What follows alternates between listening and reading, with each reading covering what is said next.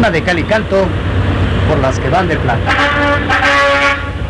Soy minero que paso la vida entre penas. Radio y Televisión de Hidalgo presenta El oro, la plata y el cobre, y en el mundo también la historia de la minería pachuqueña. El oro, la plata y el cobre, y en el mundo también un amor. Sí, fíjate, por aquí estaba el chocolate y dejaba sus tacos. Nosotros nos lo comíamos y le echaba la culpa al duende. La historia de la minería en Pachuca es la historia de Pachuca. Casi 5 siglos de explotación argentífera que ha estado a la par del desarrollo de esta comarca minera. Me acompaña Félix Castillo, ex minero, ahora dedicado de tiempo completo a la comunicación, y bueno, escribió un libro que precisamente habla de las minas, Un infierno bonito. Sí, el trabajo en las minas es muy difícil, muy duro, lleno de peligros, lleno de sangre y dolor. Aquí verdaderamente se ve el valiente, aquel que trabaja en la tierra para sacar los minerales. ¿Qué te parece si entramos en materia? Corría el año de 1500... No, pero yo no soy bueno para la historia. ¿Qué tal si esta parte se la dejamos a alguien que realmente conoce de esto? Les presento con mucho gusto al doctor Nicolás Soto Oliver, reconocido historiador hidalguense, quien se hará cargo de la parte histórica de este programa.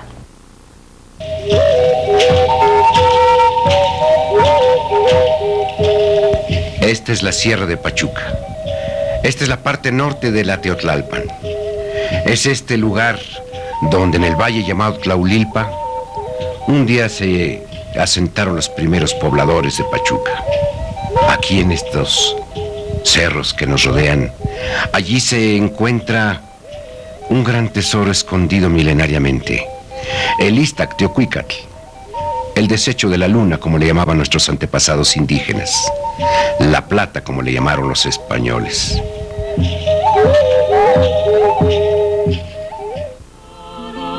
Suspiros ardientes que el pecho... Alonso Rodríguez de Salgado, en el año de 1552, hace el descubrimiento de la primera veta de plata, y a partir de entonces, y sin ningún compás de espera, se ha venido explotando hasta la fecha, a 450 años de distancia. Es en este lugar donde se realizan los primeros asentamientos humanos. Aquí, en busca de la plata, llegan los aventureros españoles y se intenta de distintas maneras conseguir la mano de obra. Primero los hombres del repartimiento, que son indígenas que por obligación tienen que venir a trabajar a las minas. Se intenta con esclavos negros, pero esos son demasiado caros y además no están hechos a las condiciones de la inclemencia de las profundidades mineras. Mueren muy pronto y son muy caros. Entonces nace el trabajador minero asalariado. Este hombre, desde entonces y hasta la fecha, habita esas profundidades de 500 o 600 metros, donde, expuesto a todo tipo de accidentes y expuesto a las enfermedades propias de la falta de sol, de la falta de luz, del aire viciado, tienen una esperanza de vida que apenas llega a los 30 años. Estos hombres extraían el mineral desde las profundidades en bolsas llamados shundis, o botas, o mantas, que en la espalda cargaban llevando 80, 100 o más kilogramos de mineral. Subían por escaleras que no eran más que una viga con muescas, escaleras de muescas se llamaban, y de tramo en tramo tenían un descanso que se llamaba tapextle. Así lo llevaban hasta el exterior. Después, utilizando la fuerza de sangre, pusieron malacates molidos por animales que, dando vueltas, enrollaban y desenrollaban una gran cuerda sobre un tambor que les permitía entrar o salir de las profundidades de la mina con el mineral. Y después, con un problema que se les vino encima: las infiltraciones acuosas. Las minas se inundaban y tenían que sacar el agua también en esas bolsas, de viaje en viaje y de poco en poco. La plata era fácil de localizar. Las vetas eran muy ricas. El tumbe se hacía barreta y marro. Apenas con trabajos 40 centímetros lograba un trabajador introducir una barreta en la roca después de una jornada entera en que su ayudante sin descanso golpeaba con un martillo enorme llamado barro. El acarreo seguía haciéndose al lomo de Cristiano. El alumbrado se hacía con teas de ocote. La molienda, cuando ya se sacaba este mineral, allá en la superficie, se hacía con piedras y con mazos que podían ser movidos por las aguas de un río, actuando sobre las grandes ruedas hidráulicas. Fue así como en 1555 teníamos el problema de que si se extraía el mineral y se sometía a la torrefacción, es decir, al amontonamiento con leña que se prendía, apenas escurría un poquito del preciado metal. Pero un sevillano llegó a Pachuca y aquí descubrió en la hacienda de la Purísima un método que revolucionaría la metalurgia en el mundo. Un Bartolomé de Medina. Este hombre inventó el método llamado de amalgamación de plata. Aunque esto era conocido desde los tiempos ya de los alquimistas, pero nunca se había puesto en forma industrial, ni se le dio los tiempos que este hombre logró coordinar. Así entonces, ¿cómo se establece el método de amalgamación de patio? Que en el mundo entero dura 350 años, sin que ninguno hubiera podido modificarlo más favorablemente, ni siquiera los metalurgistas alemanes, que tenían fama, bien ganada por cierto en el mundo, de ser los mejores metalurgistas existentes.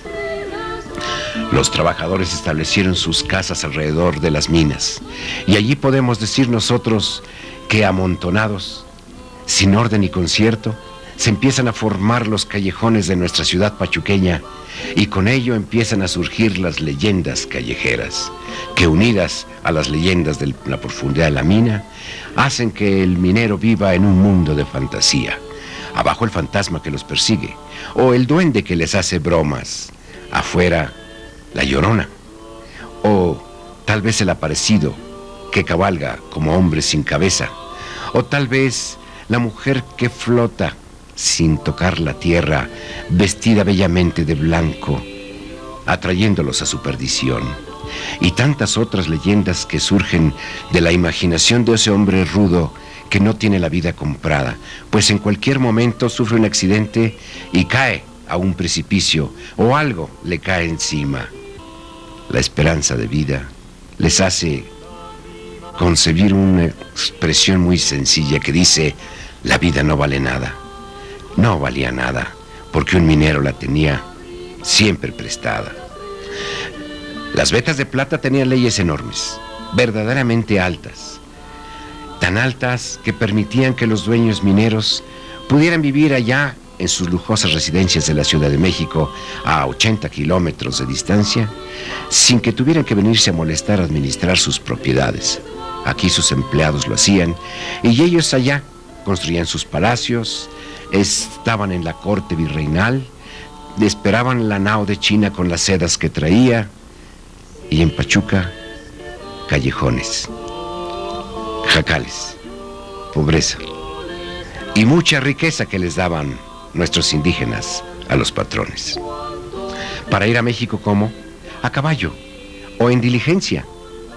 Y la plata se trasladaba para la Ciudad de México también, para que de allí partiera a Veracruz, y en Veracruz se embarcara rumbo a España, donde, aparte de que allá se comercializaba toda, la quinta parte de esa plata le correspondía al rey por derecho establecido a la corona. Muchas veces los piratas ingleses dieron mala cuenta de los bajeles que partían de la Nueva España, y los asaltaban y los robaban, o los hundían con todo y su cargamento. Muchos yacen allí en el fondo de los mares, esperando que otros aventureros, como aquellos españoles que vinieron a sacar la plata de las entrañas de la tierra, estos nuevos aventureros saquen la plata de las entrañas del mar Caribe. Para llevar la plata de Real del Monte o de Pachuca a la Ciudad de México, se llevaba en carromatos fuertemente custodiados. Así nacen unas guardias que tuvieron fama a través de muchos años, las guardias que después serían de los chinacos. Los salteadores en todo recodo del camino podían aparecer, y era muy delicado el poder conservar la integridad de esa conducta de Plata. Era muy difícil. Hombres armados con lanzas y con pistolas o arcabuces podían apoderarse del cargamento y desaparecer. Desde entonces, que es el siglo XVI, las empresas han cambiado mucho. Por aquel tiempo había muchos agujeros, catas les llaman los mineros, de poca profundidad, y dueños unos cercanos a los otros. Después se hicieron monopolios poco a poco y se fueron trabajando grandes fundos mineros por un solo hombre, por una sola empresa. El panorama del siglo XVI nos hace recordar que la mina, con toda y su profundidad, donde el silencio es absoluto y la oscuridad también lo es, parecía un antro del infierno cuando aparecían los mineros con su hachón o tea de ocote, que alumbraba las labores muy poco, como si los tuviera en un rincón profundo del infierno.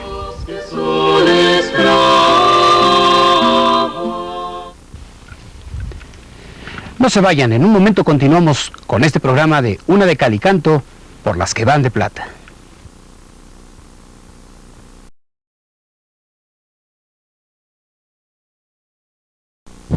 La historia de la minería está ligada a las leyendas, unas leyendas verdaderamente fantásticas como las que cuenta el doctor Nicolás Soto Oliver, como el fantasma de la mina del Lobo.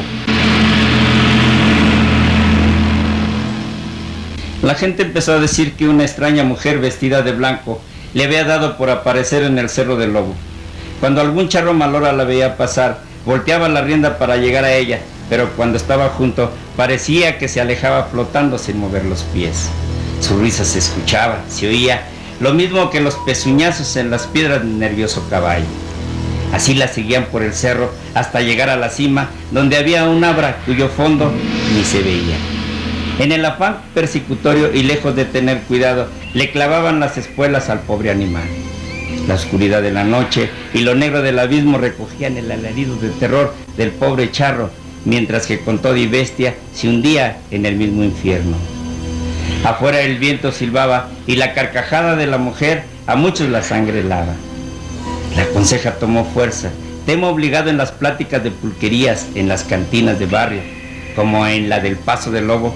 Una noche 3 parroquianos, haciendo alarde de machos, cruzaban espantosas apuestas, y uno de ellos, Everardo Silva, ofrecía a sus compañeros desafiar a la de blanco con riesgo de su propia vida. Pronto estuvieron de acuerdo, montaron sus cabalgaduras y al cerro se dirigieron.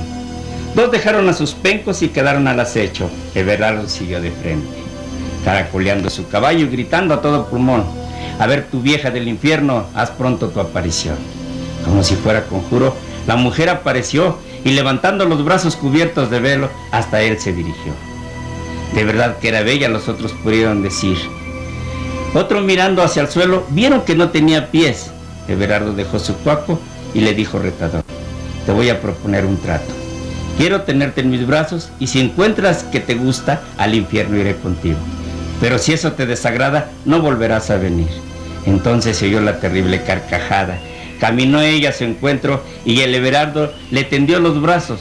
Teniendo ya al alcance, se desgarró su camisa y se produjo un abrazo. La atmósfera se llenó de ruidos como si 1000 bestias rugieran. Después, lastimeros aullidos, mientras los dos seres unidos en este abrazo mortal en llamas se consumían. Más tarde reinó el silencio y todo parecía en paz, apareciendo la luna que la escena iluminó. Confundidos en tierra, solo un montón de cenizas quedaron como testigo lo que ahí sucedió.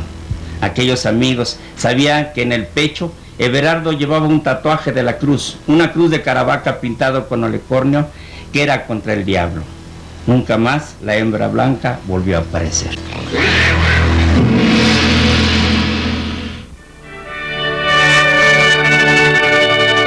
Real del Monte y Pachuca formaron siempre un solo distrito minero. Las vetas de la región, en realidad, abarcan desde una población hasta la otra.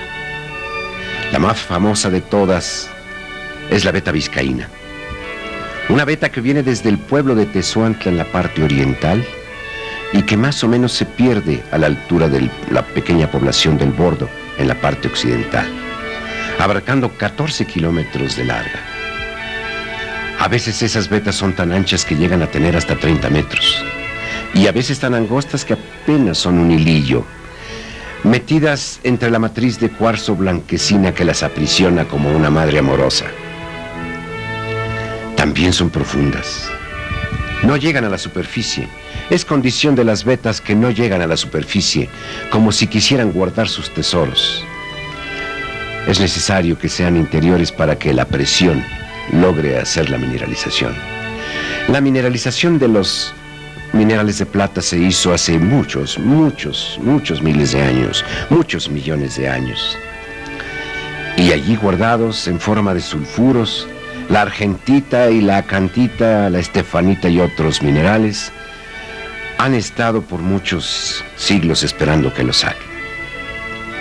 En esa veta vizcaína, que es la más grande del distrito, ha habido ocasiones en que se han logrado encontrar clavos hasta de 90 kilogramos de plata por tonelada de mineral. Esas son leyes extraordinarias. Ya lo que queda ahora después de 450 años de explotación son solamente leyes bajas, pero tenemos vetas como para esperar toda la venida de los tiempos sin que se agoten jamás. Cuando haya un método de beneficio que sea mucho más útil que los actuales, podrán sacarse todavía enormes riquezas de nuestro subsuelo. Real del Monte es una población risueña, hermosa, metida entre los bosques. Es parte de este distrito minero. En la superficie parece como si tuviéramos que caminar para llegar a ella, pero en la profundidad está unida fuertemente por sus vetas. En esos túneles que nos hermanan hay, a la fecha, forma de comunicarse muy fácilmente de una a otra población. En el siglo XVII, el pulque estaba prohibido. En el 16 estaba prohibido. Prohibido para los indígenas por sus propios gobernadores indígenas, pero no así por los españoles, que encontraron en la administración de ello para los pobres una forma de idiotizarlos y esclavizarlos. En los tiempos prehispánicos, cuando a un hombre joven se le sorprendía en estado de ebriedad, se le amonestaba gravemente. Y en una segunda ocasión, si llegaba a reincidir, podía tener hasta privación de la vida por su falta. Llegaron los españoles y dejaron que el pulque se vendiera libremente, y no era nada raro que el minero llevara a la mina su depósito de pulque que iba consumiendo a través de la jornada, con los riesgos enormes de la incoordinación de sus movimientos allá en las profundidades. Esa es la historia de nuestra minería. En ese siglo XVII tenemos nosotros vetas que se descubren cada día. Tenemos nosotros condiciones que van cambiando cada día, agujeros que se hacen más profundos, aguas que brotan con más intensidad, y así aparece el siglo XVIII. En el siglo XVIII hay un personaje fundamental, el conde de Regla. Él, llamado aquí para acudir en auxilio de Bustamante y Bustillo, porque éste había agotado sus capitales tratando de desaguar las profundidades que ya le impedían extraer más minerales, y buscaba la forma de sacarlos por gravedad, por túneles que desembocaran en barrancas. Así, con sus capitales, llega el conde de Regla, milagrosamente elimina a todos sus socios y termina por ser el amo y señor, siendo entonces el único que explota especialmente la veta vizcaína. Esto se lo concedió la corona española a cambio de muchos favores. Lo hace conde. No era más que Pedro Romero de Terreros, pero ahora es conde. Es conde por obra y gracia de los favores de la corona española. ¿Y cómo no hacerlo así? Si él había tenido regalos fastuosos que había mandado al rey de España, Un bajel, por ejemplo, en maderas preciosas armado en La Habana, que había mandado a la corona española con 120 cañones.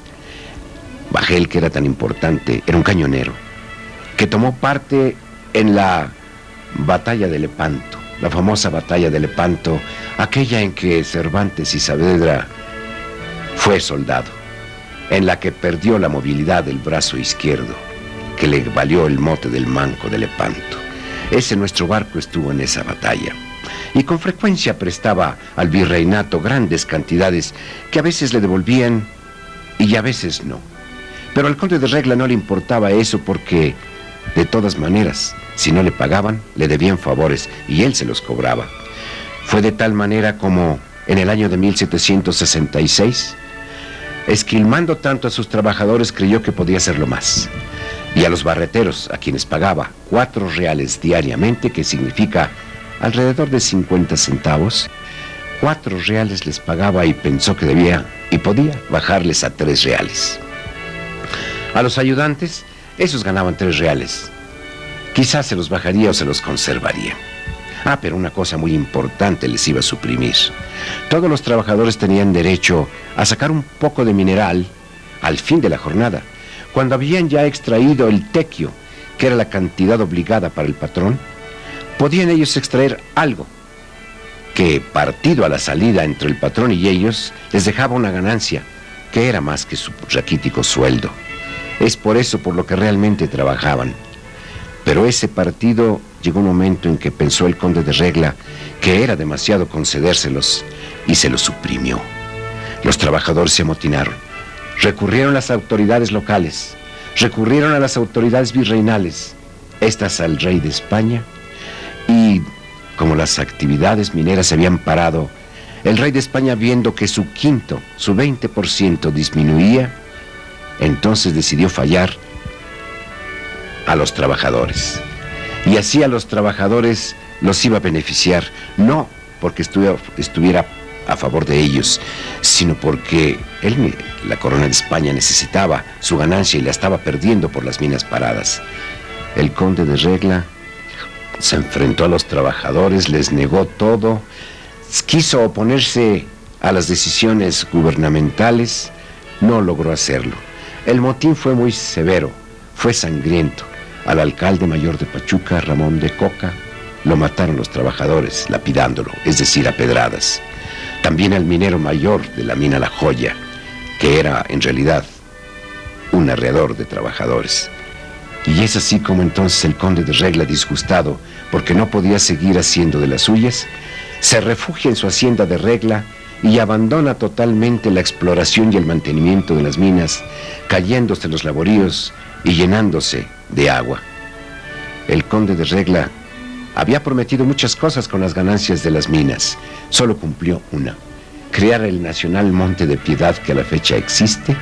Ese Monte de Piedad que ha permitido muchas veces a la gente pobre, con un interés muy bajo, poder obtener algunos dineros cuando tiene situaciones de emergencia hasta la fecha. Fuera de eso, el conde de Regla no cumplió nunca sus ofrecimientos de beneficio social, y nuestra población siguió teniendo ni siquiera empedradas las calles, ni agua pública ni domiciliaria, ni escuelas